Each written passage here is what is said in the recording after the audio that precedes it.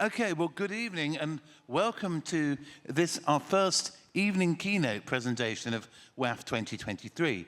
Now, I think this is a really important presentation because one thing we do know, we can be fairly certain about, is that there'll be more and more desert across the world as climate change takes place. And one consequence of that, of course, is that more and more people will live in desert areas. Now, how do you make the desert habitable? Well, it can be habitable because we know from David Attenborough type wildlife films that the desert can be quite fertile and quite fecund. But it's not the easiest environment to live in because of extremes of temperature, because of rainfall, because of all sorts of other conditions that make it difficult. But the group behind NEOM, this extraordinary piece of land in western Saudi Arabia, about the size of Belgium, have worked really seriously about how to make the desert habitable. And they've had some very good architects working on it, some of whom are here in this room, I think.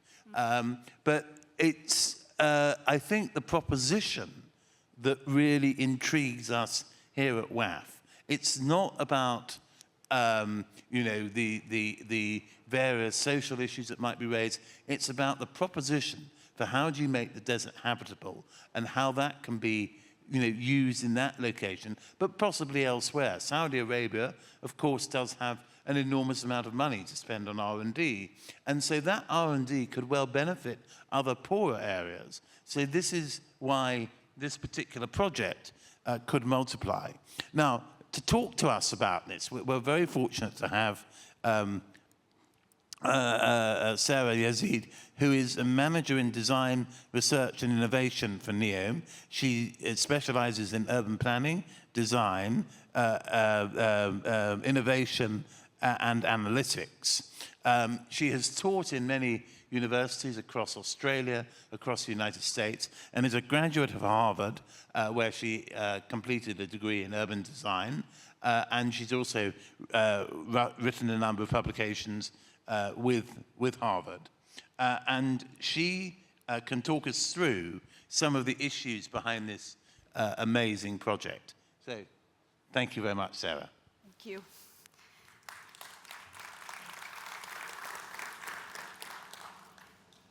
Just click on the screen. Awesome. So first of all, it's an absolute pleasure to be here with you all today, a room filled with architects and some of the finest urban thinkers. What I'm going to be talking to you today is this concept, as Jeremy was talking about zero gravity urbanism. And so before I begin, one of the, actually some of our architects are here with us in the room. We're going to head back and take you through all of the journey for how this proposition came to be and how we started with these principles that transpired the designs of the line. So why is this important? Well, we know that over 55%, half of the world's population lives in urban areas, and that's expected to increase to 70% by 2050. Just to give you a scale, that's an urban sprawl that's equivalent to the land mass of Belgium, Italy, and France all combined. So of course, we've got this huge amount of population to house. We've also got the population of, obviously, the challenges that we have with us here today. So in the time that I have with you here, we're going to go through some of those principles of zero gravity urbanism, as we call, and some of those principles that transpired the line. So as cities, as promising as they are, this image is actually the reality that we're having to deal with today. The car, once being a vehicle to sort of help us expand, spread across horizontally, it's actually at the forefront of some of the most pressing urban challenges that we have in our cities.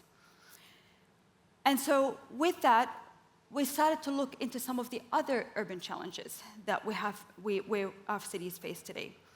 And Of course, we've got urban sprawl. Many of the speakers here today talked about this idea of the expansion of population, but also leading to urban sprawl that, of course, led to this rising social and economic inequalities, and of course, the detrimental effects on our environments and climate.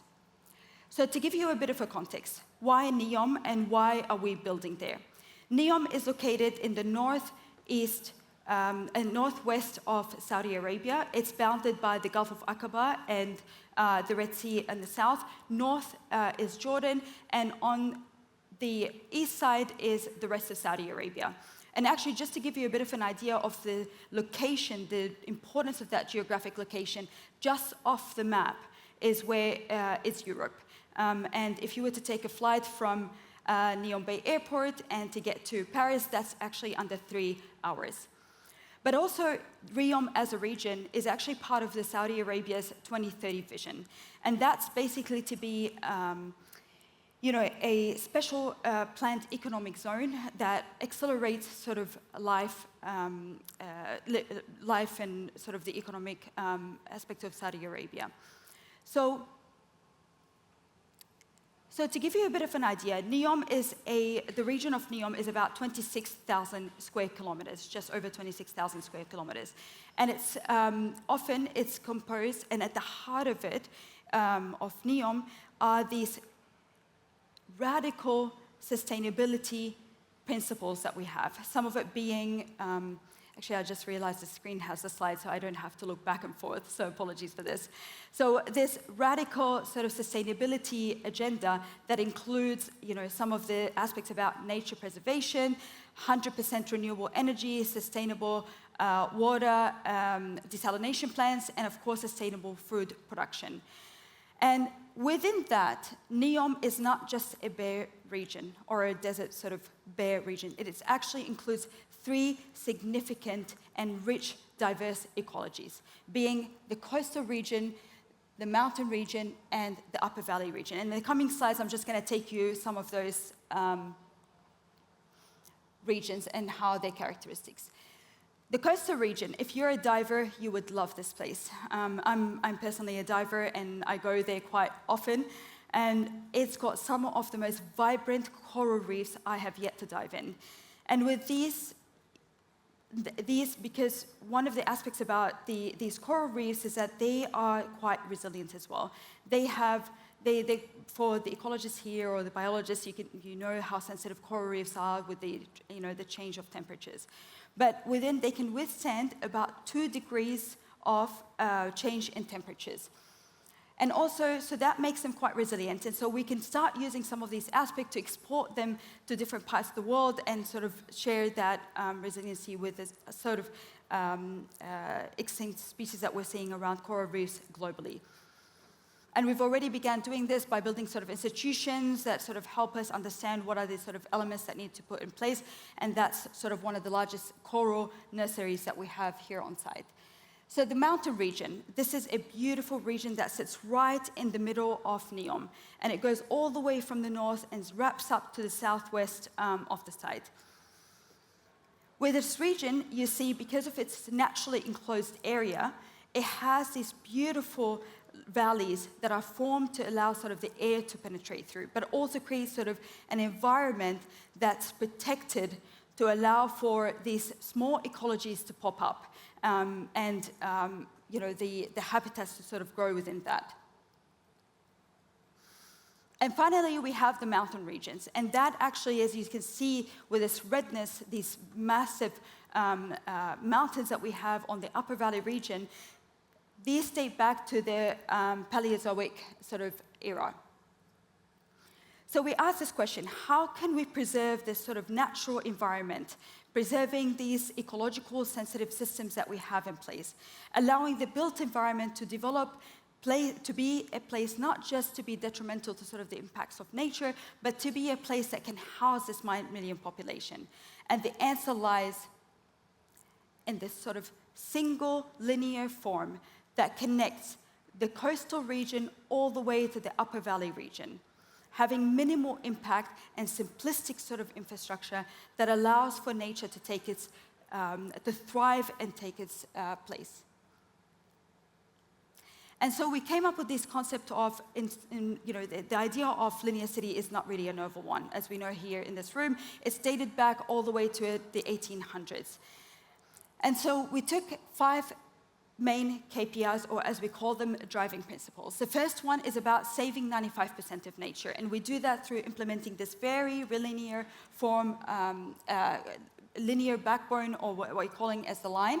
And then we create this mixed-use communities, because, as we're kind of bringing all of this infrastructure together, we're creating these sort of condensed communities that also transpire this idea of a 5-minute neighborhood. And that's something I will delve in a lot more as we kind of go through. And again, something that's often forgotten in the city, providing that access to nature, that equitable access to nature, from all the way from not just views, but also being able to go down back to the landscape and being able to experience it throughout the entire cities through this idea that I'm going to explore a little bit later in this presentation, but the multiple grounds. So if we were to take all of these principles, what do we have? We were to condense this footprint, can bring the urban fabric in this 200 meters sort of wide city and expand it all the way across all of the different regions. And here you are, we have what we're calling the line. So a bit of a comparison. What if we actually did end up building sort of a conventional city? What if we did end up building a footprint that's equivalent to any sort of other 9 million population city around the world? So let's take, for example, London. London is around 1,600 square kilometers. And for that same amount of population, New York gets a little bit better. It's about 900 square kilometers. The line for that same amount of population is 34 square kilometers. Just see the stark difference in terms of footprints and in terms of impact on sort of the surrounding environment. And then in terms of the distance, London to get from one side to another is about 64 kilometers, and with the longest journey being about 1.5 hours as sort of an average journey. With the line, it's an expansive 170 kilometers end to end in less than 30 minutes. That's unprecedented in terms of what we're trying to achieve here. But given this minimal footprint, that's something that we're ambitious sort of chasing. So then we come to this radical idea of what we're calling zero gravity urbanism. Often you see in cities where we're trying to achieve livability, when we're trying to reach nature conservation, when we're trying to reach human progress, they often come at the expense of each other. But with condensing this sort of printing and starting to think about cities not just two-dimensionally, but in a 3D sort of environment, we start unlocking these sort of possibilities on how this could work in absolute harmony. And so we came up with 7 driving principles. And these are the key driving principles behind the designs of the line. Some of them will look familiar to you as we're going through these sort of a presentation, but others are sort of radicalizing the way that we think about urbanism into a different way. So I'm going to start with the idea of hyperproximity. This is where, by condensing this sort of footprint, you get this 5-minute neighborhood. Just to put this in perspective again with the cities that we have today. For London, for example, a 5-minute neighborhood, and we hear that a lot, when we're doing transit-oriented developments and so forth, the 5-minute neighborhood reaches about 16,000 people. When we get to Manhattan, that gets a little bit better. That same equivalent 5-minute walking distance gets to 22,000 people. But having a footprint, or having that 34 kilometers square footprint, or condensing this sort of environment, you'll suddenly start getting to 80,000 people in that sort of circumference, as we're thinking about it in sort of a 3-dimensionally. Now we think about this idea, now it starts unlocking this idea of multiple ground planes, because again, the line is not a building. That's something that I really want us to remember here. The line is a city.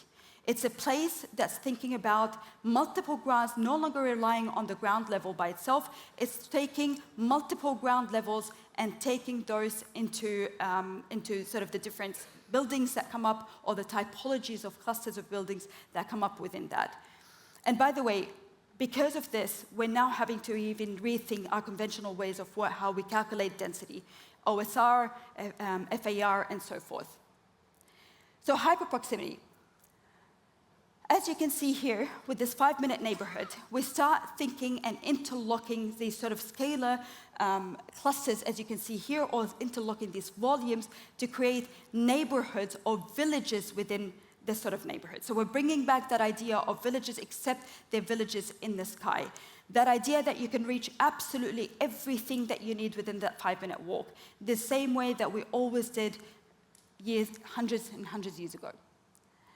So the next principle is hyperconnectivity. So as we begin thinking about these sort of 3-dimensional 5-minute walks, we start thinking about how we can create a seamless 360-degree mobility that can take you up and down and laterally across to reach that, all the services that you may need. And of course, having multiple mobility options that I'm going to go through a little bit later in this presentation, but the spine roll that goes underneath the line or adjacent to the line that takes you from end to end in under 30 minutes. And so you see here some of this sort of diagrammatic images that show how the line goes vertically, some of this mobility elements, or the same pod can take you vertically, but the same pod can also take you horizontally, and in some cases laterally. And we're working with a lot of institutions and research centers on what is the most cutting-edge mobility options that we can translate here to the line. And of course, the elevator becomes sort of not necessarily sort of a core of this, but becomes sort of, we have to think about different. We're no longer thinking about elevators, we're thinking about vertical mobility in some different forms of another. So this idea of minimal footprint starts, as we touched on earlier today. So by minimizing this infrastructure, we're providing, we're minimizing this sort of footprint of how much carbon emission is needed to reduce the infrastructure construction, minimizing these inefficiencies that might happen during that process, and building each of those neighborhoods, as we're calling, referred to in some of those slides, modules, one by one, as the city grows and evolves over time. And as you can see here, some of those systems that we have, energy, mobility, mechanical, water, and waste, all condensed to create that minimal footprint that we're trying to achieve, and as you can see, back to that linear form. Ubiquitous public realm. This is a very interesting one. What's ubiquitous about cities today? Of course, it's the roads and the streets and all of these bustling sort of noise that comes around it. But what if we were to take all of this out, subtract all of this, the cars out of the way, and reclaim back the streets to becoming public open spaces, seamless and integrated into this urban fabric? And so what happens is that we start creating this equitable environment that everyone starts being able to access nature within that 5-minute walk, or being able to walk at your door outside. Immediately you're in nature, whether you were visually or even physically. And of course, enhancing this idea of micromobility, given that it's an enclosed environment, we start thinking about how, even when we're thinking about the multiple ground planes and the different parks and the different regional parks that we're creating in within, how they can transpire a new climate that not only temperaments the environment inside, but also creates these sort of distinct environments around the urban fabric that we're creating inside. As you can see here, the line is actually open from the top. It's not an enclosed, completely, entirely enclosed space. It allows for light to come through. And by the way, reminding the audience here, the desert is quite hot. That's one thing. Although it does snow in the winter, surprisingly, but it is quite hot. So when we're talking about microclimatic spaces, we have to think about enclosed spaces and tempering the right amount of light to transcend all the way through to all of the public spaces. And here you can see the multi-layers. You can start understanding the multi-layers that come within building those and embedding this sort of ubiquitous public realm. Another thing to note on this diagram, I think I can use this, yeah. So another thing to note on this diagram, as we're kind of thinking about how the nature, a lot of people have this impression, is it closed from the bottom? No, it's not. It actually allows for people to immediately be out to nature, out into the wilderness, and out sort of the desert coastal landscapes. But at the same time, there's a lot of wadis, and with that, we have a lot of typologies in terms of how the bottom of the line lifts up in certain areas to allow for that penetration and so forth. So when you have these five-minute neighborhoods and you have this sort of hyperconnectivity, you suddenly start thinking about these mixed use and mixed functions. We're no longer looking at districts of sort of, in cities today, you see this is an innovation district, this is a health district, and so forth. What if we began to mix and match everything and all of the sort of amenities and sort of the uses within sort of each of the neighborhoods? That gives you that 5-minute neighborhood. So that provides, everything that you need within there, but also providing anchor assets that become sort of anchor assets that transcend sort of what the experience is within each of those neighborhoods that we're trying to create. And you can see here some of these anchor assets distributed to create sort of different typologies. And imagine as an architect sitting in this room, the different possibilities or the different varieties of architectural typology that you could suddenly start working with, whether it was this be at a hospital or it could be a retail shopping center, but we are starting to look at it three-dimensionally. Multiverse city.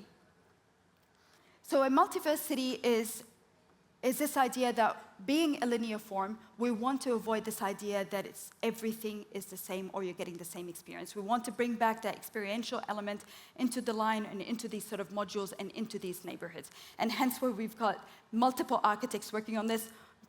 We have Sir Peter Cook here sitting with us in the room, who's had a lot to play with, and taking these principles and letting the architects sort of use them as a framework to transpire their designs has been a very sort of interesting journey to go on.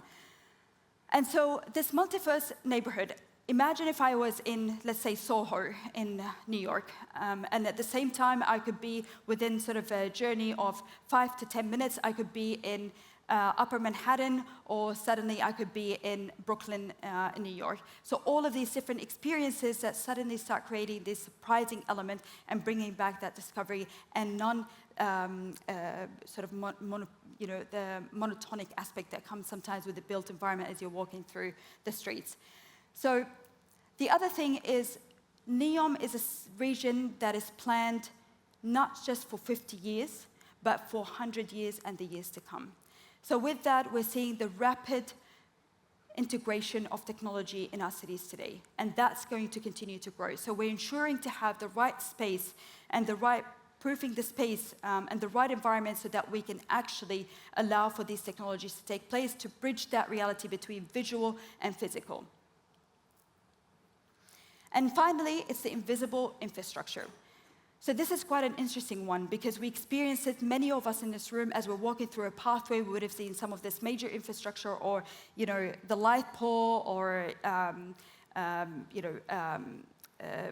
light pole or any of these sort of infrastructure sort of in the pathway that allow us to move away from it and then, disrupting our journey. So this is about moving all of this unnecessary infrastructure into the ground and underneath so that we can reclaim back the public space into the people and not having any of that unnecessary sort of visual noise or even physical cluster in there. And this shows you a little bit about this idea of the spine that we mentioned earlier, of how all of the logistics and the freight is taking place underneath, and the minimal impact that has on sort of the living environment that we have day to day within the city. And that's what it looks like with all of these sort of principles. Seamlessly blending back into nature and allowing for that infrastructure to disappear into the natural environment. And here you see in that's the hidden marina, which is the only opening portal within the line. As we zoom out, we can see how the line ends up connecting these coastal regions. And you can see that it goes straight into the mountain region, dissolves into the mountain regions, and comes back up into the upper valley where the airport is going to take place. And by the way, the airport, even the strategy for that is going to be quite radical, where we're integrating it back into the city, where in 15 minutes, you don't have to wait for border control or collecting your luggage. All of that will be delivered back to your residence within the line. And that's an image showing sort of outside of the line. What does it look like? A translucent sort of mirror facade that integrates back and reflects back the environment, the surrounding environment. And in the distance here, this is actually what you see there is these mountain regions in sort of the background that we talked about earlier. And one of the things I haven't mentioned is NEOM is, with those efforts to revitalize the natural environment and bring back sort of the endangered species or bring back sort of the species that have gone extinct in the region, we're reintroducing a rewilding program that introduces some of the species have been, the Arabian gazelle and the onyx and so forth. That's the hidden marina, that's the opening in the portal. That's actually going to be our first module that's going to be delivered in the line. And now I'm going to start taking you on a journey of what that experience looks like from inside the line. This is an image showing on about 200 meters from the line. You can see how the light transcends inside. From the north or the south or the southern facade, the light is sort of allowed to penetrate in, and this idea of the ubiquitous public realm and the multiple ground levels that you can see. Now, some of this, you start to also see some of the radical typologies and how they integrate into sort of this environment, this built environment. And you can see the hanging structures. And with this, if we were looking at the bottom, looking back up, the idea that you don't know where you are in the line is something that surprise element is what we're trying to achieve here. If we're looking up, you can see the diverse typologies. Am I looking at a hanging at the horizon, or am I looking at a hanging typology of the building? And there you are, another sort of example of what these hanging typologies or radical typologies that we're using within sort of the line. Another aspect is, in order for us to create these sort of self-sufficient environments and neighborhoods, is we're introducing these vertical gardens or vertical farms that allow for also that harvesting to come back in place, but also contribute to this microclimatic environments that we're creating. And we're actually working with a lot of food scientists and ecologists and other sort of experts to understand what sort of ecologies or what sort of species we need to have right at the top, where it's a little bit lighter, and how it reflects the sort of different environments as you descend down through the line. And so this is what happens, of course, when you take down streets. You start creating these unintentional encounters, you start creating these plazas, you start creating these environments that really draw people back in. And of course, this looks like it could be anywhere, on the ground floor, but in reality, this is actually about 300 to 400 meters into the air. This is another example of what it looks like if you're in your private residence or your private office, looking out into the line that views equity and access to nature, and that multiple ground levels and the light that comes in. And so now I'm going to take you, let's go all the way down to the bottom. A lot of people say, isn't it going to look quite dingy? Is it going to fit? How is it going to fit all of this population? Is it going to be quite dark? So going down to the ground level, this is what it's actually going to look like, almost connecting back to the regional park and connecting back to the outside. You can see here the sheer size between both of those blades. And that's what we can get, almost having a, being 200 meters, you can almost fit a soccer field in there. Again, you can start getting an appreciation of how these multiple grounds start working, the transcending of those microclimatics and so forth. That's about, you're going about 200 meters into the air. And as we go through to this one, you can see this is towards the very top of what that public space could look like. And so that's another example of that, what it looks like right at the top. This is about 450 meters. And you've got the cascading and the ubiquitous public realm, and the different typologies of public open spaces that come through. So what happens if we were to take these principles and implement them on cities like Manhattan. We take this footprint, fold all of this landscape, minimize the urban footprint, and suddenly you have a city, you have a park that's not nested in the city, but a city that's completely nested and enclaved around nature and its aspects.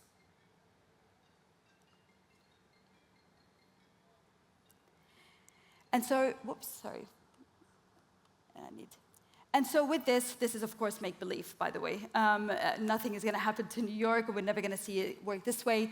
Of course, it's a place that's bustling, and it's one of the most beautiful cities that we have, we're kind of experiencing.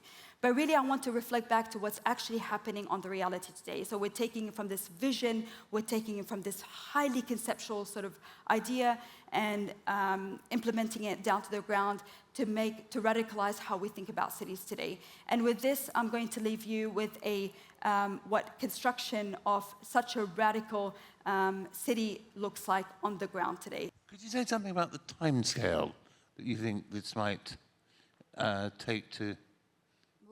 Sorry, I don't know how to move this forward. Sorry. Yeah. Trying so it doesn't distract from this. Thank you. Yep. Sorry. Yeah. Would you say something about the timescale you think this would take to get up and running and start to be populated?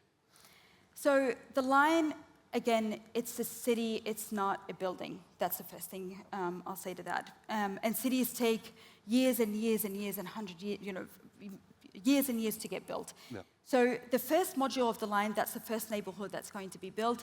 That's going to be, we're going to see it come to life and welcome the first sort of population just under,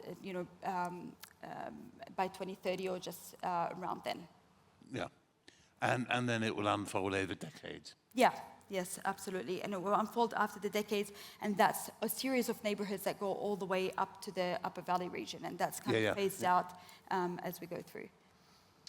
And as we were talking about before, there's some quite interesting archaeology in this region, which is almost uninhabited, much of it unknown. Could you say a little bit about that? Because it's the Nabateans, the people who built Petra, I think, who have inhabited it. So how is this beginning to be recognized in the concept for the new settlement, the new city? Yeah, that's absolutely fascinating. So the Nabateans obviously date back to 2,000 years, and they've been, they've transcended through these sort of, moved around these sort of landscapes around sort of over the decades. But in sort of this, for the sake of this conversation about urbanism, we'll kind of try and keep it to this idea of urbanism. But again, this idea of rewilding the entire region also takes into consideration for how these places start inhabiting sort of with the different communities that already exist within that place. And thinking about the region, it's both quite central in terms of the Middle East and North Africa. I mean, you were saying, excuse me, it's quite close to Cairo, for example. It's not that far from Jeddah, the big port in Saudi Arabia. But to get across the Arabian Peninsula is a 4-hour flight. So in some ways, it's much more embedded within the sort of Cairo, Jordan, or Egypt, Jordan part of the Middle East than the rest of Saudi Arabia or the Gulf states or the Persian Gulf. So actually, NEOM is around, I think it's around 3 hours to 6 hours of 70% of the world. Yeah. So that's quite a significant sort of connective location within sort of our global hub, and that's why it's becoming sort of a global hub.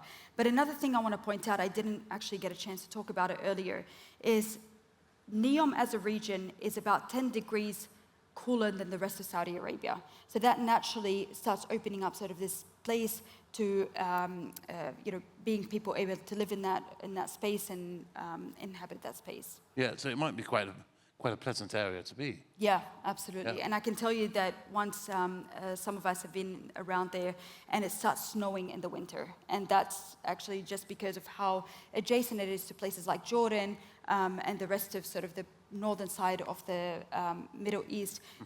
You can start getting these different climates. Yeah. And it's, I suppose the other thing about it you were saying earlier is that there is some rainfall there. It's just that when it rains, it really rains. And presumably things erode quite quickly. But you've got water, you've got a perhaps more pleasant climate than much of the Arabian Peninsula. This is possibly not a bad place to live. Absolutely. And I think this is why we're kind of playing with these typologies and not demolishing this sort of natural environment. Yeah. And we're playing with these sort of typologies at the bottom of the line that in some places it lifts up, allows for the wadis to come through, and in other places it provides sort of it goes over nature or under nature and so forth. Yeah. And, we actually live there currently. And I can tell you, we live in small cabins. It's a bit of a construction site at the moment, as you saw in the video. But we live there, and it's for the majority of the year, it's a beautiful, pleasant weather. But it's also, of course, in some times when it gets to about July or August, these are pretty hot climates, and you want to be out of the sort of sunlight and more into the shade. It's a very typical sort of desert environment. Yes, and not unlike even parts of the Mediterranean are like that. Yeah. Where lots of people live, and you know that you don't go out at 3 o'clock in the afternoon in July. Yeah. If you want to be comfortable. And this is why actually a lot of places in the Middle East you see people walking around nighttime, and we're more sort of a nighttime environment than it is sort of a daytime environment, and that's primarily just on sort of what the weather is like. But I also want to talk about this. NEOM is meant to be a place for everyone. It's meant to be a place where mixed-use environments and mixed, demographics actually come to live there. It's just like any other city around the world. And that's not just built for the Middle East, it's built for sort of getting diverse sort of populations in there. Yeah, yeah. And of course, it's one of the things that, if you can find a way of making a city for everyone, you're making a big contribution, particularly in that part of the world. I think if we look at, I'm not going to go into the detail of it, but we look at what's happening in various parts of the Middle East. It's about exclusion. It's about, this is mine and not yours. Yeah. And what you're trying to do is say, this is not mine, it's everyone's. Absolutely. Absolutely. So one thing, as you saw with these urban challenges, just think about the sheer scale of when we're trying to solve some of these problems. And if we as architects or urbanists and so forth start thinking about how we can start solving some of these problems, we start thinking about what radical urbanism could look like, the sheer amount of scale that we have in terms of our impact to societies in the future. So that's kind of where we're trying to radicalize our thinking. Yeah. And I think this is interesting because it's partly very much about what WAF is about, which is looking at how, the imagination of design, call it urban design, call it architecture, but design disciplines to do with the built environment, can actually make a big impact and make things better. And I think that's partly what you're attempting here. But it's also, I think, in an echo of history. There are times when cities have been built, and one thinks back to the Greek city-states, for example, where Hippodamus of Miletus, credited with this, may not necessarily be in. How you make a city for a few tens of thousands of people, 50, 60,000 people, which actually worked. Now, of course, those Greek city-states did depend on slavery, there's no doubt about that. But on the other hand, they set an agenda for what became the ideal urban life in medieval Europe. Many of the great European proto-democracies, the Italian city-states, for example, look back to the Greek city-states for their political ideals. So even though there may be some blurring of things about who lives here and why and who has power, who has authority, you're actually still giving something to look forward to. And what we do know, as I said right at the beginning, that there's going to be more and more desert. More and more people are going to have to live in the desert. And if we can't find a way of making the desert habitable, we're not going to survive, or we're going to be in real trouble. And this, I think, is a serious attempt to do that. And in doing so, to redefine what we think urban life might be about, and in a positive way. Absolutely. And I think one of the things that a lot of cities have forgotten or have lost is being able to create communities. Yeah. Sure, we can densify. Sure, we can grow big. Sure, we can build more and bring people back into the city. But at the same time, we have forgotten how to build places for the people and bring back that scale back to the people. Of course, the automobile has been and it had an instrumental effect on sort of how we build cities and so forth, and reach sprawl and expand horizontally. But what if we were to reclaim those streets back and bring back to the people? What if we were to create places that I know my neighbor? What is that optimal amount of unintentional encounters that we need to be having in cities? Yeah. What is that optimal amount of livability or optimal amount of connectivity that we need to be having? We have forgotten a lot of these aspects. We have been so consumed with creating images of what cities could look like that we've forgotten some of these fundamental aspects. And it's very interesting because that comes at an issue I was thinking about, but from a different angle, which is, you're talking about, I think, how you can de-suburbanize the city, how you can, get people from outside their gates to relate to each other. And I was thinking about this from an institutional level, that one of the things you get in the early modern cities is the multiplication of institutions. Whether they're libraries, whether they're schools, whether they're universities, whether they're religious buildings, and these then become the building blocks of what cities are like. And I think what you're saying is that you can do this, but maybe you could say a bit about how some of those functions might take place. Yes, absolutely. So I actually want to get back a little bit into the point about how we're using sort of institutions. Sure. I think one thing about building a new city from scratch, I know this from being an urbanist, and I've worked on this project for over 2 years, and then I can tell you there's been cries and moments of despair and all the way to resolving some of this to get it from sort of a highly conceptual idea to what it is as detailed as we can get it today. And I can tell you that by delving into sort of the details, every time we try and solve something, every time we try and tackle sort of an urban problem, we realize something that's connected. Yeah. And so suddenly we're starting to think about how cities are actually a connected ecosystem. Yeah. And the connected functions within these ecosystems that bring, whether it was, if we're looking at transport, from looking at transport, then we realize actually there's this idea of 5-minute neighborhoods that we've completely lost. Then from that, we talk about the public spaces, and from that, then it transpires this idea of minimal footprint and invisible infrastructure and so forth. But with this project, we're able, and honestly, it's a very touching moment for me as an urbanist, because what it does, it really helps me rethink some of the conventional things that I've been taught over the years or I've worked with, because we're having to question all of these things. So for example, we're using, to understand livability, of course, we've seen buildings and we've lived at height in terms of buildings, but we've never been able to sort of redefine the ground floor onto multiple levels. And what does that mean for us to be living there?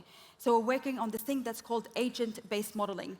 And basically it takes data from the highest performing cities around the world, takes that in and projects sort of the populations we're calling synthetic population onto the line to understand what that livability and how to optimize those sort of connections and what's the optimal amount of unintentional encounters. Because what we realize is actually quite important.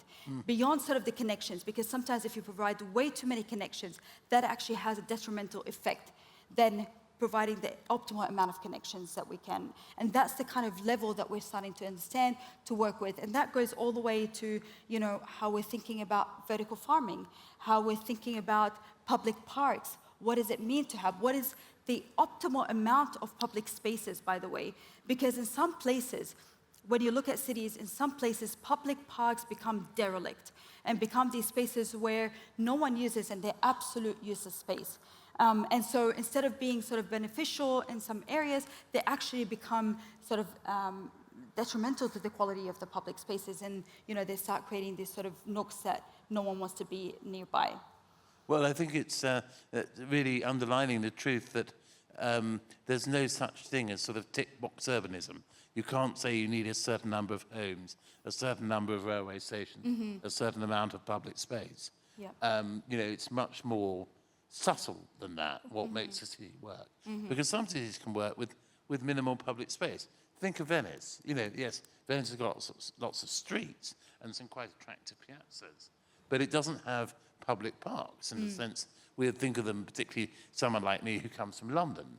You know, and yet both cities work in their own way. Absolutely. And I think that is absolutely fundamental, that what makes a good city doesn't follow a simple recipe. Absolutely, absolutely. And this is, you know, for us, when we're thinking about, even in this theme of this conference being a catalyst, for us to be able to talk about or investigate some of these new ways of urbanism, and we're learning, you know, we're learning every time we unfold the problem, we're learning even more about how cities function, because cities are dynamic and they're quite different, rightly so, as you were saying. And even if I was to come back to this idea of Venice, this element of surprise. You know, we've become so rigid in the way that we even design the streets of cities in terms of the urban fabric. While it's good in a way that, you know, we understand, you know, how we get from place to place and so forth, but that idea of surprise is missing in our cities today, and as we're building to it. And it occurred to us as we're designing this sort of different urban spaces and these different, you know, views, because we test every moment that we're walking in the line, we just have to imagine, or we're using virtual reality and so forth. And a field that we're really sort of delving into is this idea of neurourbanism. I'm not sure how many of you heard of this, but neurourbanism is basically when you're walking through a space, you start understanding it has an impact on how we feel about the space. Yeah. And in closed space, I have to say, I wasn't very comfortable being in such an open space when I first started, so it transcends some sort of emotions. And as we're walking through a public space or even sort of the built environment, you have these massive buildings. So in this testing, we're actually learning about the human emotions. Yes. We're learning what impact that has on us, on the different type of population. Let's say if we're having you know, an elderly person walking through the city of a 5-minute walk, is that a 5-minute walk for an elderly person, or is it a 5-minute walk for a young sort of person who's athletic and so forth? So even testing those theories, that it's not a blanket rule. I think that's really interesting, because it's also, what's the purpose of the walk? Yeah. You know, for a young person, it might be almost educational. They might be learning something about, you know, how the world works. For an older person, it might be affirmative. It might be, you know, getting out and seeing their friends, keeping their minds active, which we know is a really important thing. And I think that cities, the urban environment, can do so much of what we're talking about in terms of improving, you know, the life opportunities of people at all ages of life, from the very young, from the child to the elderly. And if we can make that work, if we make cities work on that level, we will offset so many other problems that we're storing up for Absolutely. ourselves. A city for everyone, but also through the experience. And actually, even to your point about when you're walking through these quality of public spaces, there was a study that was done by MIT City Forum about a few years back. And it's quite an interesting study, because it actually tests sort of the perceived walking shed versus the actual walking shed. Yep. And the perceived walking shed is an interesting concept that not many of us here think about. But the idea that when you're walking through a public space, if you're walking through a highway, that's actually, to us, and that's something that we're embedding into this neurourbanism sort of thinking, that to us is about 10 times more than what the actual distance is. Yeah. But if you're walking through a park, that actually decreases that long distance. So the importance of amenity into these public spaces, and not just creating walls and paths with endless sort of, you know, experiences, is kind of what is important to even consider on that level. And simply getting people moving. You know, we know that we need to move more than we do, many of us. And if the urban environment encourages us to move, you know, just even if it's just, you know, missing out a few bus stops, which is, you know, can be quite a big thing if you miss out 2 or 3 bus stops on every journey you make to and from work. You're getting a long way to doing your 10,000 steps a day. Absolutely. So I think this is really, really fundamentally important. And I wonder if you can say a little bit about the data, because, you know, you're obviously very much involved with data and data analytics. And where does that come from? And how are you beginning to use that in terms of defining forms? Absolutely. So the data that we use to kind of understand, so again, we're designing a new thing, we're designing a new city, we're designing a new experience. For us to even imagine as architects, it's quite difficult what it looks like from living on sort of a 3D environment. So what we try and do is use these learnings. And by the way, this is probably, again, we talked about, we do have the resources and we have the sort of ability to be able to implement some of these studies. So when we're looking at sort of the different data, it's very diverse, all the way from, data about how people use public spaces, how many people go to schools in the morning, what are the different diversity of spaces and what the different diversity of people using those spaces. So let's say in the morning, schools, the parents taking their kids to school, and the later in the afternoon, it might be the academics taking going to school, and in later in the afternoon, it's the tourists that start going into the street, but also thinking about it that it's not just a flat layer of sort of activities, but also the different people coming into this place at different times and how we can accommodate for those experiences. Yeah. Well, I think this is really interesting, and I'm afraid we could go on talking about this all night because Yes. I think it's fascinating stuff, and I think we'd learn a lot more about urbanism and how we can inhabit cities and what they can do for us as well as what we can do for them. But I see that Paul Finch, Programme Director, has come in with the announcement of today's winners, which some of you might be interested in. Awesome. So Thank you so much. Thank you very much, Sarah, Thank you. for a wonderful talk.